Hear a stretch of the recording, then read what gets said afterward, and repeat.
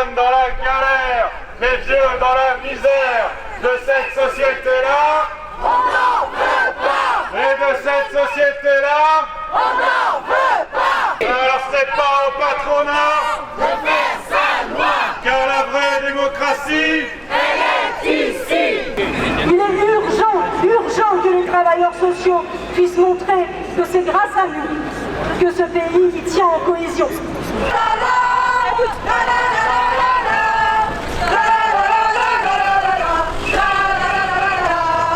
libre d'intervention, pratique la répression, face aux attaques néolibérales, tout défend le social.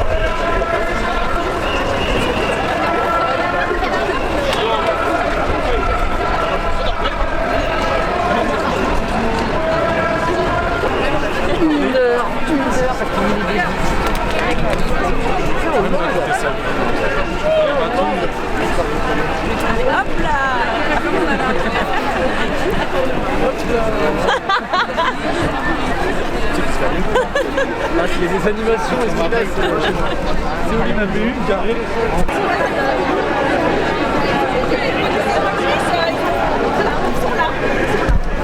Oui, on est là. On est caché derrière.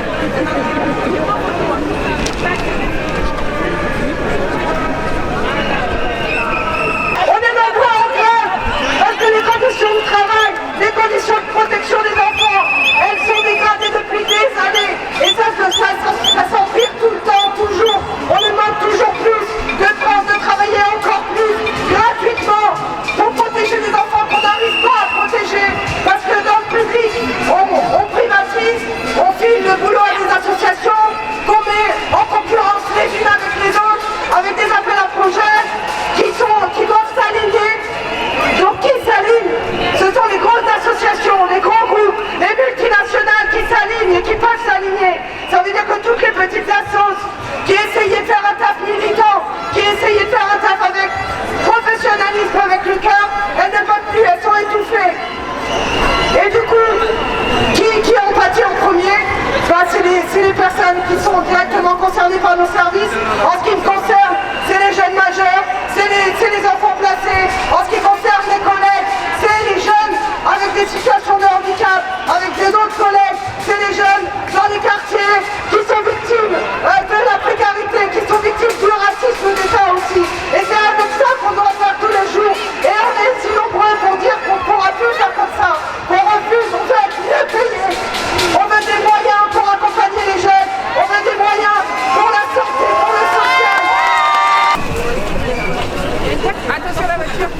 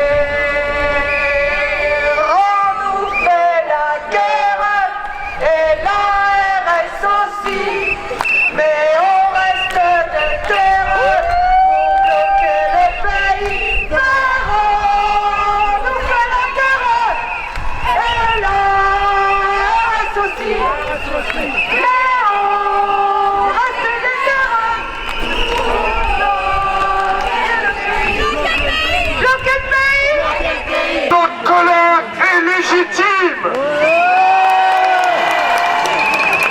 parce que nous en avons marre du mépris, des inégalités et des injustices, de la marchandisation et de mise en concurrence de l'humain, du social et de nos droits. Nous voulons des moyens financiers et humains dignes de nos métiers et surtout à la hauteur de la situation inacceptable en termes d'inégalité, de discrimination et de pauvreté que vivent les populations pour qui le pouvoir, l'État, les collectivités, nos organisations de travail ont un devoir d'égalité et de dignité.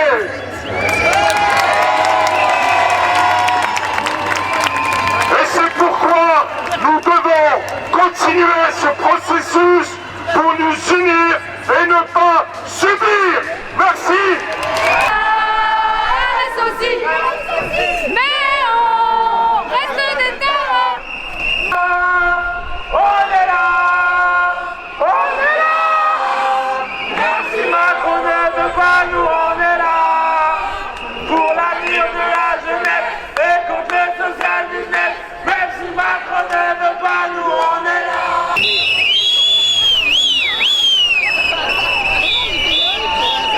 Mais on reste des terres pour bloquer le pays.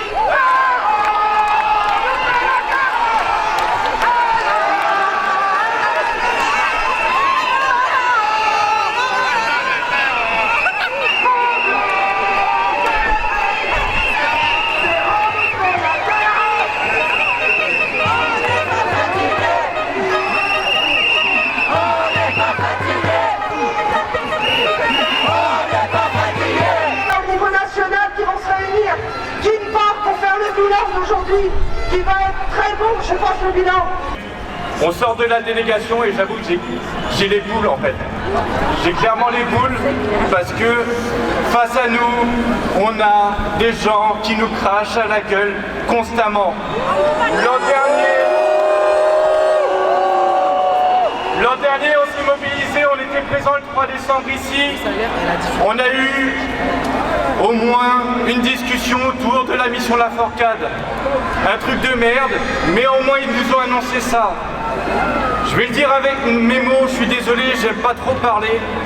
Mais là, aujourd'hui, clairement, ils nous annoncent rien d'autre que de vouloir faire un diagnostic avec des personnes qui ne sont pas du secteur.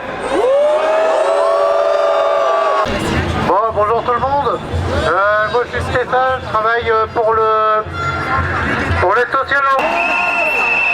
J'étais très mal durant cette délégation puisqu'on a eu affaire à deux sous-secrétaires du 4e cabinet de la 8e division, du 5e bureau, du sous-sol, du foutage de gueule.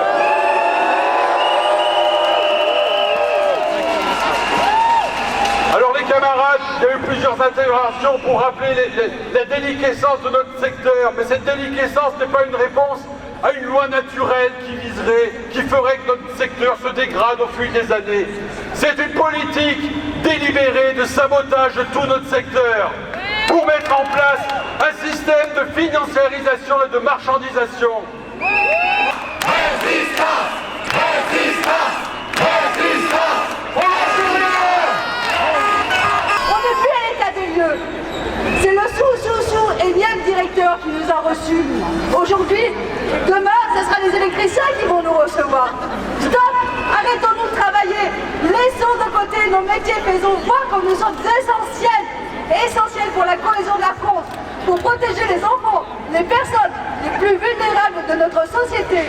Au-delà d'un enjeu professionnel aujourd'hui, c'est aussi un enjeu citoyen qui nous percute tous dans le sens de nos métiers, dans notre engagement, dans la conviction qu'on y met de pouvoir changer les choses. Alors oui, aujourd'hui,